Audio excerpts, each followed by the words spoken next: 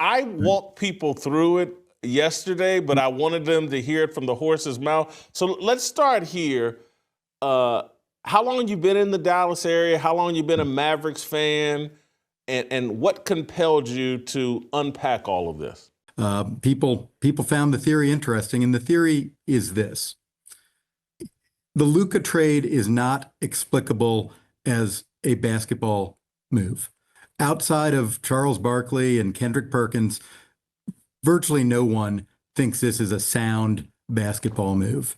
To give away a 25-year-old generational superstar who was headed in the right direction and had already taken you to the finals, that's never happened before, not in the history of the NBA. No player of Luka's caliber has ever been traded at 25 years of age. It just doesn't happen.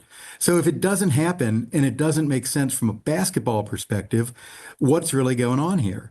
And that got me thinking about who now owns the Mavericks and what their stated goals are. It's the Adelson family, owners of the Sands Casino Corporation out of Las Vegas. And when they bought the team a year and a half ago from Mark Cuban, both Cuban and the Adelsons were very upfront that the goal here was to bring a destination resort casino to the Dallas-Fort Worth area. It's sometimes been referred to as the Venetian Dallas. And, they know how to build casinos. They know how to operate profitable casinos. They know how to make a lot of money in the casino gaming business.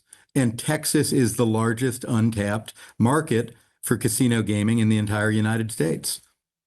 So that's going to require a pretty heavy political lift.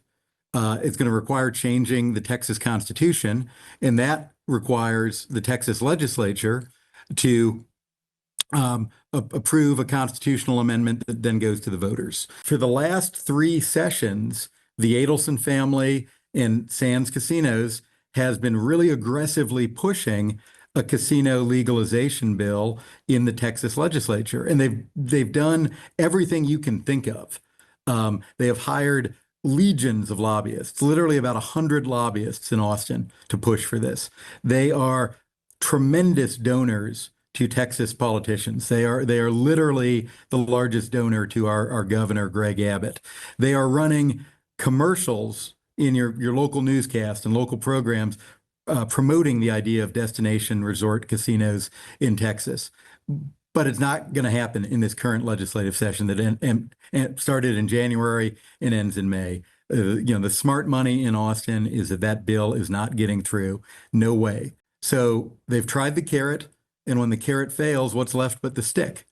So what stick do they have? Well, they bought the Mavericks to be the centerpiece, their new arena to be the centerpiece of this destination casino resort. And the Mavs are going to need a new arena by 2031. The American Airlines Center opened in 2000. Their lease expires in 2031. It's an aging facility. Cuban, when he owned the team, was interested in getting a new arena done, and the Adelsons bought the team to get a new arena done just as part of a casino. So we're on the shot clock here. It's not happening in the 25 legislative session. So if it doesn't happen, casino legalization in the 27 or 29 legislative sessions, then the Adelsons' whole plan has come unwound. And their stated reason for purchasing the Mavericks doesn't make any sense and is invalid.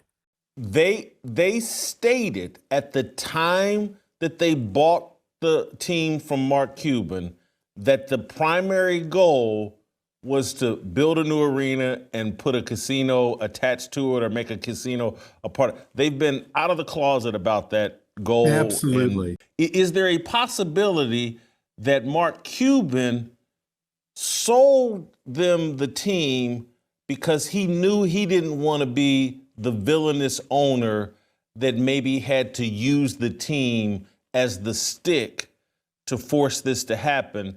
And the Adelsons are perhaps more comfortable playing that villain role, because I have a theory. If you're right, I think once everything's in place, Mark Cuban is going to return as majority owner of the Dallas Mavericks.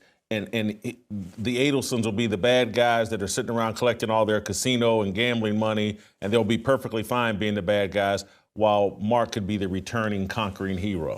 Bitcoin isn't going anywhere, so why not start stacking some today? The Fold app gives you Bitcoin rewards when you buy gift cards. At Amazon, Uber, DoorDash, and Home Depot, over 50 national merchants. Go to foldapp.com/Whitlock right now, or scan the QR code on your screen. New users get a Bitcoin bonus with their first gift card purchase. Start earning Bitcoin rewards today. Fold app. That's a really interesting theory, Jason. How does dumping Luka help Miriam Adelson accomplish her goal? So they need a stick, and I believe that stick is the threat to move the team to Las Vegas, where Sands is based and where Dr. Adelson lives. And has long resided. That's where the company is. They know the gambling business.